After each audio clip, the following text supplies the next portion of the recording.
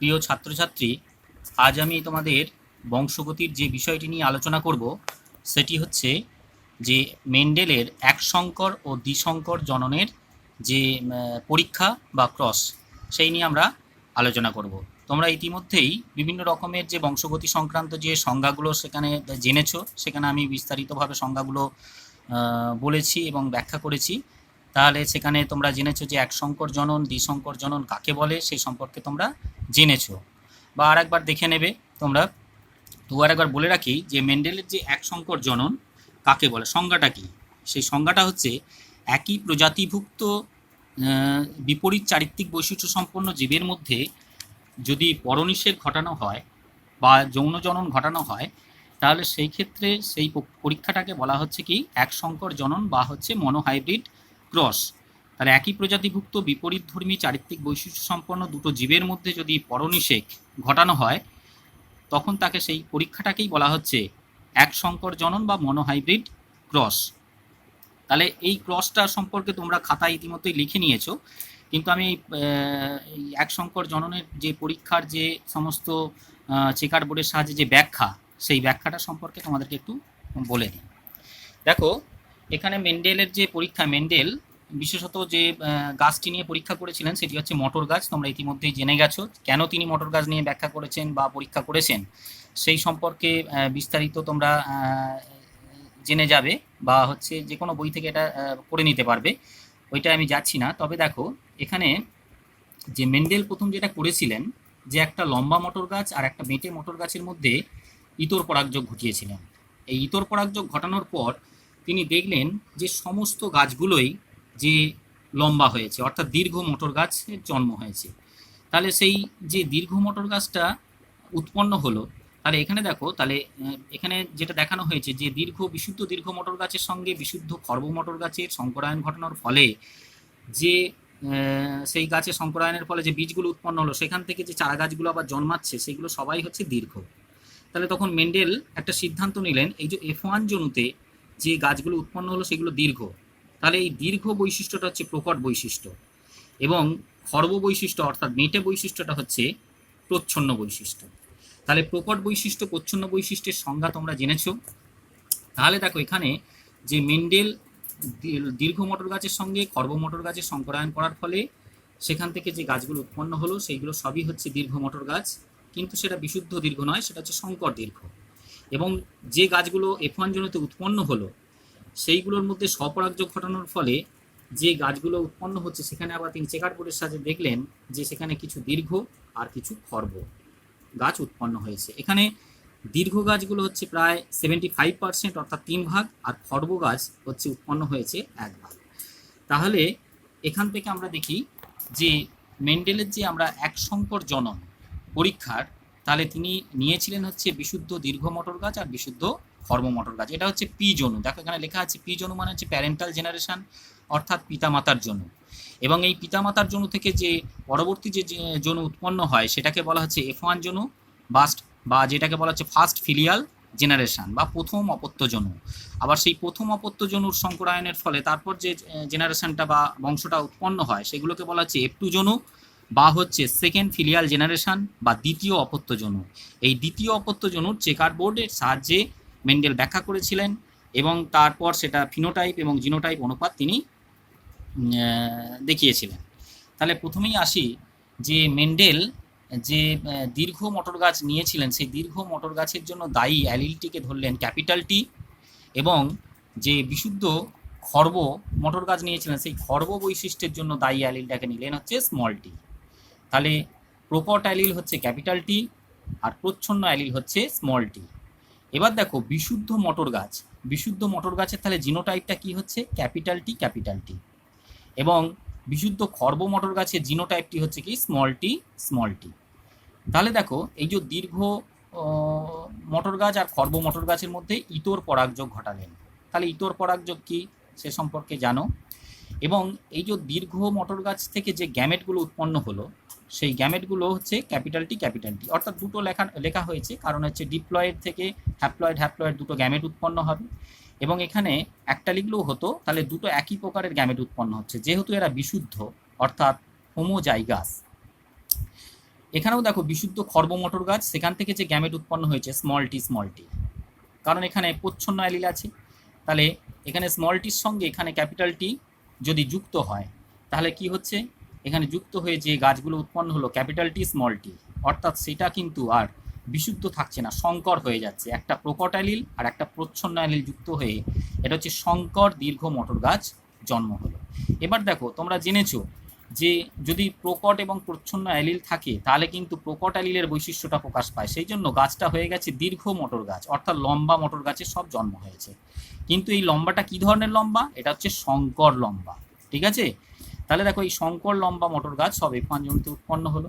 তারপর মেন্ডেল কি করলেন, মেন্ডেল করলেন এই যে সংকর লম্বা মটর গাছ উৎপন্ন হলো তাদের মধ্যে স্বপরাগযোগ ঘটালেন। স্বপরাগযোগ ঘটানোর সময় তাহলে যেহেতু এটা সংকর, তাহলে যে গ্যামেটগুলো উৎপন্ন হচ্ছে তাহলে এক প্রকারের নয়, দুই প্রকারের, একটা ক্যাপিটাল টি অ্যালিল যুক্ত আর স্মল টি অ্যালিল যুক্ত দুই প্রকারের গ্যামেট উৎপন্ন হলো। এবার দেখো এই দুই প্রকারের যেমন হচ্ছে পুং গ্যামেটও দুই প্রকারের হবে, আবার স্ত্রী গ্যামেটও দুই প্রকারের হবে। এই চিহ্নটা দিয়ে প্রকাশ করা হয় পুরুষকে বা পুং গ্যামেট, এবং এই চিহ্নটাকে দ্বারা স্ত্রী বা হচ্ছে স্ত্রীলিঙ্গকেও বোঝানো যায় বা হচ্ছে স্ত্রী গ্যামেট বোঝানো হয়েছে। তাহলে এইদিকে পুং গ্যামেট, এদিকে স্ত্রী গ্যামেট। এবার দেখো এই যে F1 জনিত উৎপন্ন সংকর দীর্ঘ মটর গাছ থেকে যে দুই প্রকারের গ্যামেট, পুং গ্যামেট, দুই প্রকারের স্ত্রী গ্যামেট উৎপন্ন হলো, এবং তাদের এই চেকার বোর্ডের সাহায্যে আমরা দেখিয়েছি কোনটার সঙ্গে কোনটা মিলন হলে কি কি গাছ উৎপন্ন হয়। এই যে এইটাকে বলা হয় চেকার বোর্ড বা পানেট স্কোয়ার। এই চেকার বোর্ডের আর একটা নাম হচ্ছে, বিজ্ঞানী পানেটস এটা আবিষ্কার করেছিল, মানে পানেট স্কোয়ার বলা হয়। তাহলে দেখো এখানে আমরা একটু বলে দিই, তাহলে এই গ্যামেটের সঙ্গে এই গ্যামেটের যদি মিলন হয়, অর্থাৎ এই স্ত্রী গ্যামেটের সঙ্গে এই পুং গ্যামেটের যদি মিলন হয় ক্যাপিটাল টি, এইটার সাথে এইটার মিলনের ফলে ক্যাপিটাল টি স্মল টি, আবার এইটার সাথে এইটার মিলনের ফলে দেখো ক্যাপিটাল টি স্মল টি, আর এই স্মল টির সঙ্গে স্মল টি যুক্ত হয়ে স্মল টি। তাহলে দেখো এখানে যে গাছগুলো উৎপন্ন হয়েছে তার মধ্যে এটা হচ্ছে বিশুদ্ধ দীর্ঘ, কারণ দুটোই ক্যাপিটাল অ্যালিল, ক্যাপিটাল টি আছে বা প্রকট অ্যালিল আছে। বিশুদ্ধ দীর্ঘ, এটা দেখো এটাও কিন্তু লম্বা বা দীর্ঘ হবে কিন্তু সংকর দীর্ঘ, এটা হয়ে যাচ্ছে সংকর দীর্ঘ, আর এটা হচ্ছে বিশুদ্ধ খর্ব।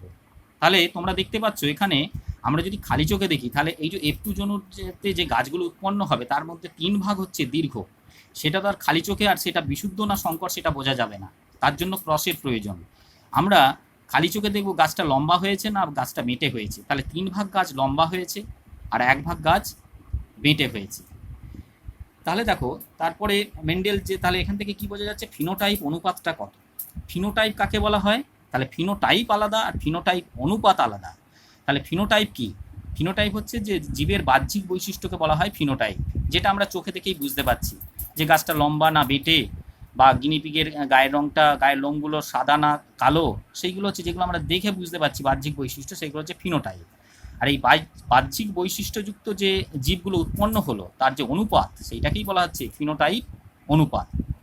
যেমন দেখো এখানে F2 জনুর যে চেকার বোর্ডে আমরা যে দেখলাম তার ফিনোটাইপ অনুপাতটা যদি দেখা হয় তাহলে দেখা যাবে যে 3 ভাগ দীর্ঘ মটর গাছ উৎপন্ন হয়েছে আর 1 ভাগ খর্ব মটর গাছ উৎপন্ন হয়েছে। তাহলে দেখো 3 ভাগ দীর্ঘ আর 1 ভাগ খর্ব, তাহলে এর ফিনোটাইপ অনুপাতটা হয়ে গেল 3:1।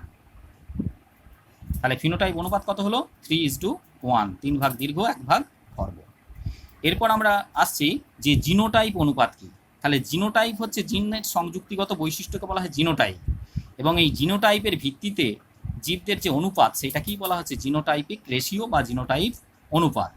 এখানে দেখো যে 3 ভাগ দীর্ঘ মটর গাছ উৎপন্ন হয়েছে, কিন্তু 3 ভাগ দীর্ঘ মটর গাছের মধ্যে কিন্তু কি জিনোটাইপগুলো কি সবাইয়ের এক না, এক নয়, আলাদা ভিন্ন। এই 3 ভাগের মধ্যে দেখা যাচ্ছে 1 ভাগ হচ্ছে বিশুদ্ধ দীর্ঘ ক্যাপিটাল টি, তাহলে দেখো 1 ভাগ হচ্ছে ক্যাপিটাল টি, 2 ভাগ হচ্ছে ক্যাপিটাল টি স্মল টি বা সংকর লম্বা ক্যাপিটাল টি স্মল টি, আর 1 ভাগ হচ্ছে বিশুদ্ধ খর্ব বা বিশুদ্ধ বেঁটে স্মল টি। তাহলে আমাদের যে জিনোটাইপ অনুপাত বা রেশিওটা যদি দেখা হয় তাহলে দেখো যে 1:2:1।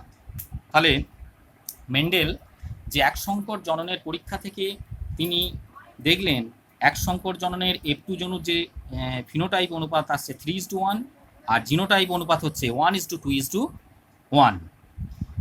এরপর তোমাদের বলি যে এই যে মেন্ডেল এক সংকর জনন থেকে যে দুটো সূত্র উপনীত হয়েছিলেন সেই সূত্র হচ্ছে, একটা হচ্ছে প্রকট প্রচ্ছন্নতার সূত্র বা প্রকটতার সূত্র, আর একটা হচ্ছে পৃথকী ভবনের সূত্র। এই সূত্রগুলো তোমাদের লিখিয়ে দিয়েছি বা আগে ওখান থেকে তোমরা করে নিতে পারবে, তাহলে সূত্রগুলো ভালো করে মুখস্থ করে নেবে। তাহলে এটা হচ্ছে, তাহলে এক সংকর জনন থেকে যে দুটো সূত্র উপনীত হলেন, প্রকটতার সূত্র আর একটা হচ্ছে পৃথকী ভবনের সূত্র। তাহলে তোমরা যে খাতায় লিখেছো সেইগুলোর সঙ্গে এটা মিলিয়ে নেবে বা এই ক্রসটা একটু ভালো করে করতে হবে। তাহলে এটা হচ্ছে মনোহাইব্রিড ক্রস বা এক সংকর জনন। তোমরা পরে যে বই থেকে দেখে নেবে, সেখানে হচ্ছে প্রাণীদের ক্ষেত্রে যে গিনিপিগের ক্ষেত্রে যে ক্রসটা তোমরা খাতায় লিখে ভালো করে তৈরি করবে। এটা হচ্ছে মটর গাছের ক্ষেত্রে হলো আর গিনিপিগের ক্ষেত্রে। তবে গিনিপিগের ক্ষেত্রে একটা বলে রাখি, সেখানে কিন্তু পরাগযোগ লেখা যাবে না, সেখানে হচ্ছে ইতর নিষেক লিখতে হবে বা পরনিষেক কথাটা লিখতে হবে, ঠিক আছে? তাহলে ইতর নিষেক বা পরনিষেক কথাটা লিখতে হবে। আচ্ছা,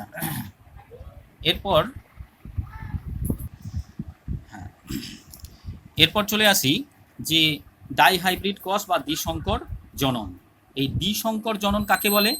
তাহলে মেন্ডেল যে দ্বিসংকর জনন করেছিলেন, তাহলে দ্বিসংকর জননটা কি? সেখানে ক্ষেত্রে হচ্ছে একই প্রজাতিভুক্ত দুজোড়া বিপরীত চারিত্রিক বৈশিষ্ট্য সম্পন্ন দুটি জীবের মধ্যে যদি পরনিষেক ঘটানো হয়, সেই পদ্ধতিকে বলা হচ্ছে যে দ্বিসংকর জনন বা ডাইহাইব্রিড ক্রস। তাহলে এখানে মনে রাখতে হবে দু জোড়া চারিত্রিক বৈশিষ্ট্য। ওখানে যেমন এক সংকরের ক্ষেত্রে যেমন এক জোড়া বিপরীত চারিত্রিক বৈশিষ্ট্য নেওয়া হয়েছিল, এখানে কিন্তু দু জোড়া বিপরীত চারিত্রিক বৈশিষ্ট্য নেওয়া হবে। যেমন ওখানে কি নেওয়া হয়েছিল? শুধুমাত্র দীর্ঘ মটর গাছ আর খর্ব মটর গাছ। তাহলে দীর্ঘ আর খর্ব বৈশিষ্ট্য, এটা হচ্ছে এক জোড়া। কিন্তু এখানে যেটা নেওয়া হবে যে বীজটা হলুদ গোল আর সবুজ কুঞ্চিত। তাহলে দেখো বীজের কালারটা হচ্ছে কি, হয় হলুদ হবে না হলে সবুজ হবে, আর না হলে গোল ও কুঞ্চিত। তাহলে দু জোড়া বিপরীত বৈশিষ্ট্যকে নিয়ে পরীক্ষা নিরীক্ষা করাটাকেই বলা হচ্ছে যে দ্বিসংকর জনন বা ডাইহাইব্রিড ক্রস। তাহলে এখানে দেখো ক্রসটার ক্ষেত্রে একটু বলে রাখি যে মেন্ডেল যে দ্বিসংকর জননের যে ক্রসটা করেছিলেন যে মটর গাছকে নিয়ে, সেখানে দু জোড়া বিপরীত চারিত্রিক বৈশিষ্ট্য নিয়েছিলেন এবং যে বীজের ক্ষেত্রে দু জোড়া বৈশিষ্ট্য, একটা যে বীজের বর্ণটা হচ্ছে হলুদ হতে পারে, সবুজ হতে পারে। এখানে বলে রাখি যে এই হলুদ বৈশিষ্ট্যটা হচ্ছে প্রকট বৈশিষ্ট্য, সবুজ বৈশিষ্ট্য হচ্ছে প্রচ্ছন্ন বৈশিষ্ট্য। আবার গোল বৈশিষ্ট্যটা হচ্ছে প্রকট বৈশিষ্ট্য, সবুজ বৈশিষ্ট্যটা হচ্ছে প্রচ্ছন্ন বৈশিষ্ট্য। তাহলে দেখো এখানে আমরা বলে দিলেই হবে না যে এটা প্রকট এটা প্রচ্ছন্ন, এটা পরীক্ষার ফলটা দেখে তবে আমরা সেটা সিদ্ধান্ত নেব কোনটা প্রকট এবং কোনটা প্রচ্ছন্ন। তাহলে মেন্ডেল প্রথমে পরীক্ষা করেছিলেন যে তিনি বিশুদ্ধ হলুদ গোল বীজযুক্ত মটর গাছের সঙ্গে একটা বিশুদ্ধ সবুজ কুঞ্চিত বীজযুক্ত মটর গাছের ইতর পরাগযোগ বা পরনিষেক ঘটিয়েছিলেন। এই ইতর পরাগযোগ ঘটানোর পর F1 জনুতে দেখলেন যে মটর গাছগুলো সব হয়েছে হলুদ এবং গোল। তখন তিনি সিদ্ধান্ত নিলেন, তাহলে দেখো এখানে হলুদও ছিল, সবুজও ছিল, গোল ছিল, কুঞ্চিত ছিল, কিন্তু এখানে যেটা F1 জনুতে যে গাছগুলো উৎপন্ন হলো সেখানে দেখলেন সবাই হচ্ছে হলুদ এবং গোল। তখন তিনি সিদ্ধান্ত নিলেন হলুদ বৈশিষ্ট্যটা হচ্ছে সবুজের ওপর প্রকট আর গোলটা হচ্ছে কুঞ্চিতের ওপর প্রকট। তাহলে হলুদ এবং গোল বৈশিষ্ট্য দুটো হচ্ছে প্রকট বৈশিষ্ট্য এবং সবুজ এবং কুঞ্চিত বৈশিষ্ট্য দুটো হচ্ছে প্রচ্ছন্ন বৈশিষ্ট্য। তাহলে দেখো এবার যে ক্রসটা তিনি করেছিলেন সেই ক্রসটা কি, যে বিশুদ্ধ হলুদ গোল বীজযুক্ত মটর গাছ। তার জিনোটাইপটা কি দেখো, যেহেতু আমরা জেনে গেছি বা মেন্ডেল জেনে গেছেন যে হলুদ আর গোল হচ্ছে প্রকট, সেই জন্য ক্যাপিটাল লেটারে লিখলেন। হলুদের জন্য ইয়েলো হচ্ছে ক্যাপিটাল ওয়াই আর গোলের জন্য রাউন্ড হচ্ছে আর। তাহলে ক্যাপিটাল ওয়াই ক্যাপিটাল আর, এটা হচ্ছে এই গাছটার জিনোটাইপ। আর বিশুদ্ধ সবুজ কুঞ্চিত গাছের যে জিনোটাইপটা কি হচ্ছে, তাহলে এর ঠিক একই মানে লেটার নেওয়া হয়, কিন্তু সেগুলো হচ্ছে যে স্মল লেটারে লেখা হয়, যেমন স্মল ওয়াই স্মল আর। তাহলে এটা হচ্ছে বিশুদ্ধ সবুজ কুঞ্চিত যে বীজযুক্ত মটর গাছের জিনোটাইপ। এবার দেখো এখান থেকে যে গ্যামেটগুলো উৎপন্ন হচ্ছে, ক্যাপিটাল ওয়াই ক্যাপিটাল আর, এখানে স্মল ওয়াই স্মল আর, কিন্তু আলাদা আলাদা নয়, একসঙ্গেই থাকবে capital Y capital R, small Y small R. তাহলে দেখো এখানে এর সঙ্গে এটা যদি যুক্ত হয়, তাহলে যে জিনোটাইপ যুক্ত গাছগুলো উৎপন্ন হচ্ছে সেগুলো হচ্ছে ক্যাপিটাল ওয়াই স্মল ওয়াই, এখানে ক্যাপিটাল ওয়াই, এটা স্মল ওয়াই, আর ক্যাপিটাল আর স্মল আর, এটা উৎপন্ন হচ্ছে। এবং এগুলো কেমন হলো, তাহলে ক্যাপিটাল ওয়াই আর ক্যাপিটাল আর আছে, তাহলে এর ফিনোটাইপটা হবে হলুদ এবং গোল, কিন্তু সেটা কি বিশুদ্ধ না সংকর? এখানে সংকর হলুদ গোল বীজযুক্ত মটর গাছ উৎপন্ন হয়ে গেল F1 জনুতে বা প্রথম অপত্য জনুতে। তারপর দেখো এখানে যে গাছগুলো উৎপন্ন হলো সেই গাছের যে কোনো একটা গাছে স্বপরাগযোগ ঘটালেন। একটা কথা বলে রাখি, মটর গাছ হচ্ছে যে মটর ফুল উভয়লিঙ্গ হওয়ার জন্য সেটা স্বাভাবিকভাবে স্বপরাগী, কিন্তু তাকে ইমাসকুলেশন পদ্ধতিতে কৃত্রিমভাবে কিন্তু মেন্ডেল যেটা করেছিলেন ইতর পরাগযোগও ঘটিয়েছিলেন। তাহলে মটর গাছের ক্ষেত্রে বা মটর ফুলের ক্ষেত্রে ইতর পরাগযোগও ঘটানো যায় কৃত্রিমভাবে, আবার হচ্ছে স্বপরাগযোগও ঘটানো যায়। তাহলে দেখো এখানে তাহলে F1 জনুতে যে গাছটা উৎপন্ন হলো capital Y small Y capital R small R, এদের আবার হচ্ছে গ্যামেট উৎপন্ন হবে কত প্রকারের? 4 প্রকারের গ্যামেট উৎপন্ন হবে। এটা দেখো 4 প্রকারের কেন? ক্যাপিটাল ওয়াই ক্যাপিটাল আর হতে পারে, ক্যাপিটাল ওয়াই স্মল আর হতে পারে, স্মল ওয়াই ক্যাপিটাল আর হতে পারে, আবার স্মল ওয়াই স্মল আর হতে পারে। তাহলে এই 4 প্রকারের গ্যামেট উৎপন্ন হলো, সেটা পুং গ্যামেটও হতে পারে, আবার স্ত্রী গ্যামেটও হতে পারে। তাহলে দেখো আমরা এই জিনোটাইপ থেকে তাহলে কত প্রকারের গ্যামেট উৎপন্ন হলো? 4 প্রকারের গ্যামেট উৎপন্ন হলো। এই গ্যামেটগুলো দেখো, এইদিকে আমি পুং গ্যামেটগুলো লিখেছি একই প্রকারের, capital capital capital small small capital small small, কিন্তু প্রত্যেকের সঙ্গে ওয়াই এবং আর থাকবে, আর এবং ওয়াই কিন্তু আলাদা হয়ে যাবে না। সেরকম হচ্ছে স্ত্রী গ্যামেটগুলো বা ফিমেল গ্যামেটগুলো হচ্ছে capital capital capital small small capital small small, এই সিকোয়েন্স অনুযায়ী তোমরা লিখবে। তাহলে দেখো এখানে 4টে পুং গ্যামেট, এইদিকে 4টে স্ত্রী গ্যামেট, তাহলে 4 4 16টা ঘর কাটবে তোমরা। দ্বিসংকর জননের ক্ষেত্রে যেটা বলি, এটা হচ্ছে 4 4 16টা ঘর বড় করে কাটবে, এবং এইটা হচ্ছে F2 জনুর যে চেকার বোর্ড এখানে লিখতে হবে। তাহলে দেখো তোমরা ক্রসটা করতে পারবে। এই দিকেও বারবার বলছি যে ভুলভাল হয়ে যাওয়ার সম্ভাবনা থাকবে যদি তোমরা সিকোয়েন্সটা ঠিকঠাক না করো, তাহলে সিকোয়েন্সটা যেন ঠিক থাকে। Capital capital capital small small capital small small, এই দিকেও ঠিক capital capital capital small small capital small small. তাহলে দেখবে এই 16টা যে অপত্য বা গাছ উৎপন্ন হবে সেইগুলো সব তাদের মধ্যে একটা সম্পর্ক খুঁজে পাওয়া যায় পরবর্তী ক্ষেত্রে। তাহলে দেখো ক্যাপিটাল ক্যাপিটাল এই ক্যাপিটাল ক্যাপিটাল দুটো যুক্ত হয়ে এটা হয়ে যাচ্ছে ক্যাপিটাল ক্যাপিটাল ক্যাপিটাল ক্যাপিটাল, তাহলে 4টেই ক্যাপিটাল হয়ে গেল। তাহলে সেটা হচ্ছে কি হলুদ গোল। তাহলে এইটার সঙ্গে যদি এইটা মিলিত হয় ক্যাপিটাল ক্যাপিটাল ক্যাপিটাল স্মল, এইটার সঙ্গে যদি এই গ্যামেটের মিলন হয় এইটা হবে। তাহলে দেখো সেরকমভাবে এইটা ধরো, তাহলে এইটার সঙ্গে এইটা গ্যামেটের মিলন হয়ে এইটা হবে। আবার যদি এইটা হয় এইটার সঙ্গে এইটার মিলন হয়ে এইটা হবে। তাহলে তোমরা এবার বুঝে গেছো, এই ছকটা তোমরা করতে পারবে। তাহলে আমি পরপর লিখেছি, এখানে আর নতুন করে কিছু বলার নেই। তাহলে যদি বলা হয় এই যে এইটা 4টেই স্মল উৎপন্ন হলো কীভাবে? কারণ এখানে স্মল স্মল আর এর ঠিক উপর দিকে স্মল স্মল, তাহলে দুটো যুক্ত হয়ে এটা হয়েছে। এখন যদি বলা হয় এইটা কি, তাহলে এইটার উপরে কী গ্যামেট আছে দেখো এইটা, আর এর এইদিকে কী আছে এইটা, তাহলে সেইটা হয়েছে স্মল স্মল ক্যাপিটাল ক্যাপিটাল। তাহলে এটা নিজেরা খাতায় এই ক্রসটা করবে। এবার বলে রাখি, আমি একটা বিভিন্ন রকমের যে কালার দিয়ে আমি একটা সম্পর্ক খুঁজে দেখেছি। দেখো এখানে একটা বড় ত্রিভুজ, এর মধ্যে 9টা গাছ আছে বা অপত্য উৎপন্ন হয়েছে। সবগুলো দেখো হ গো লেখা আছে। হ গো মানে হ ফর হলুদ, আর গো মানে হচ্ছে গোল। তাহলে এই বড় ত্রিভুজ বরাবর তার বাহুর ওপর দিয়ে যে সমস্ত ঘরগুলো গেছে সেখানে সবাই হচ্ছে হলুদ গোল। তাহলে এখানে হলুদ গোল বীজযুক্ত গাছগুলো এইগুলো। আরেকটা দেখো, ঠিক এই ত্রিভুজেরই এইটা যদি আমি অতিভুজ ধরি, অতিভুজ বরাবর আরেকটা ছোট ত্রিভুজ হবে। এই ছোট ত্রিভুজের মধ্যে যেগুলো আছে দেখো সবাই হচ্ছে সবুজ গোল। তাহলে এই বড় ত্রিভুজের মধ্যে যেগুলো পড়ছে সব হলুদ গোল, এইগুলো হচ্ছে সব সবুজ গোল। আর 3টে স্টার চিহ্ন দিয়েছি দেখো এরকম, এই চিহ্নিত 3টে হচ্ছে হলুদ কুঞ্চিত, হলুদ কুঞ্চিত। আর একেবারে শেষে যেটা আছে সবই হচ্ছে স্মল স্মল ওয়াই স্মল আর, সেটা হচ্ছে স্মল মানে হচ্ছে সবুজ, আর এটাও স্মল মানে হচ্ছে কুঞ্চিত। তাহলে দেখো এখানে কেন হলুদ গোল হচ্ছে, এটা ক্যাপিটাল ক্যাপিটাল আছে হলুদ গোল। এগুলো দেখো যে কোনো একটা ক্যাপিটাল ওয়াই আর ক্যাপিটাল আর আছে, সেই জন্য এগুলো সব হচ্ছে হলুদ গোল। এখন বলবে যে স্যার এইটা কেন হলুদ গোল হচ্ছে? তাহলে দেখো এইটা একটা ক্যাপিটাল আছে ওয়াই, তাহলে ক্যাপিটাল ওয়াই থাকা মানেই সেটা হলুদ হবে, আর ক্যাপিটাল আর থাকা মানেই সেটা হচ্ছে গোল হবে। তাহলে এইগুলো সব দেখো যে একটা না একটা ক্যাপিটাল আছে, তাহলে হলুদ গোল হয়ে গেছে।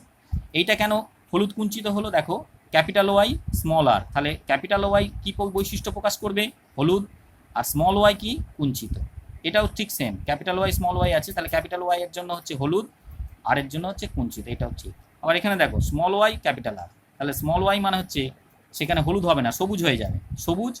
আর ক্যাপিটাল আর ফর হচ্ছে এটা হচ্ছে গোল হয়ে যাচ্ছে, এটাও হচ্ছে সবুজ গোল হচ্ছে, সবুজ গোল হচ্ছে। আর এইগুলো যেহেতু দুজোড়া অ্যালিলই প্রচ্ছন্ন, তাহলে দেখো স্মল ওয়াইয়ের জন্য সবুজ, স্মল আর এর জন্য কুঞ্চিত। তাহলে দেখো এখানে কত প্রকারের ফিনোটাইপ দেখা গেল?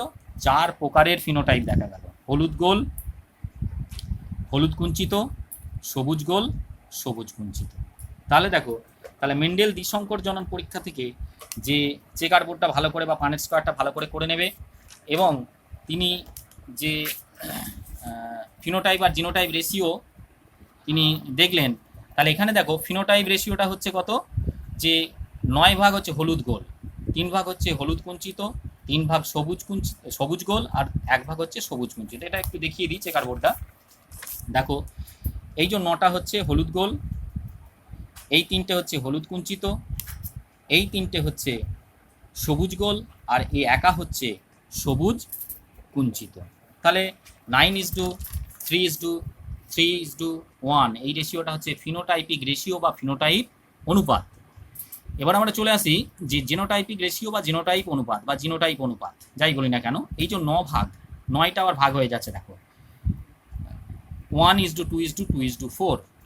এটা একটু দেখাই যে এখানে দেখো এটা একটা মিল আছে, এই যে 9 ভাগের মধ্যে আবার জিনোটাইপের মিল আছে। দেখো এ হচ্ছে একা 1:2:2:4। তাহলে বুঝতে পারলে, তাহলে 9টা আবার ভাগ হয়ে যাচ্ছে 1:2:2, তাহলে 1:2:2:4।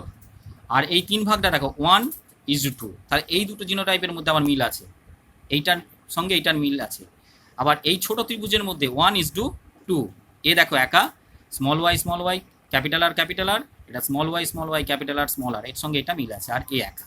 তাহলে যে জিনোটাইপ রেশিওর যে এটা হচ্ছে মিলটা, দেখো আমি একটু বলে দিই, 1:2:4:1:2:1:2:1:2:1। তাহলে তোমরা দেখে নেবে এবার এই জিনোটাইপ অনুপাতটা কি হলো। তাহলে 1:2:2:1:2:2:1:2:1। তাহলে তোমরা যেটা জানলে, তাহলে এখানে বিশেষ করে এক সংকর এবং দ্বিসংকর জনন ক্রসটা কমপ্লিট করবে, কমপ্লিট করার পর চেকার বোর্ড কমপ্লিট হবে, হওয়ার পরে শেষে কিন্তু ফিনোটাইপ অনুপাত আর জিনোটাইপ অনুপাত দুটো দেওয়ার পর তবে কিন্তু এক সংকর জননের পরীক্ষা এবং দ্বিসংকর জননের পরীক্ষা কমপ্লিট হলো। তার আগেই কিন্তু চেকার বোর্ড করে ছেড়ে দেবে না, চেকার বোর্ডের পর ফিনোটাইপ এবং জিনোটাইপ অনুপাতটা অবশ্যই লিখবে। আর একটা কথা বলে রাখি যে দ্বিসংকর জননের ক্ষেত্রে যে মেন্ডেল কি সিদ্ধান্তে উপনীত হলেন, তাহলে মেন্ডেল যে সিদ্ধান্তে উপনীত হলেন সেটা হচ্ছে স্বাধীন বিন্যাস সূত্র। তাহলে এক সংকর জনন থেকে যেমন প্রকটতার সূত্র এবং পৃথকীভবনের সূত্র উপনীত হয়েছিলেন, দ্বিসংকর জনন থেকে তিনি উপনীত হলেন স্বাধীন বিন্যাস সূত্র। এই সূত্রগুলো তোমাদের লেখানো আছে, এগুলো করে নেবে। আর এখানে আমি বিস্তারিত ভিডিওটা বড় করছি না। তাহলে এখানে তোমাদের যেটা তোমরা জানলে সেটা হচ্ছে এক সংকর অর্থাৎ মনোহাইব্রিড ক্রস এবং দ্বিসংকর জনন বা ডাইহাইব্রিড ক্রস সম্পর্কে তোমরা জানলে। ঠিক আছে, আজ এই পর্যন্তই।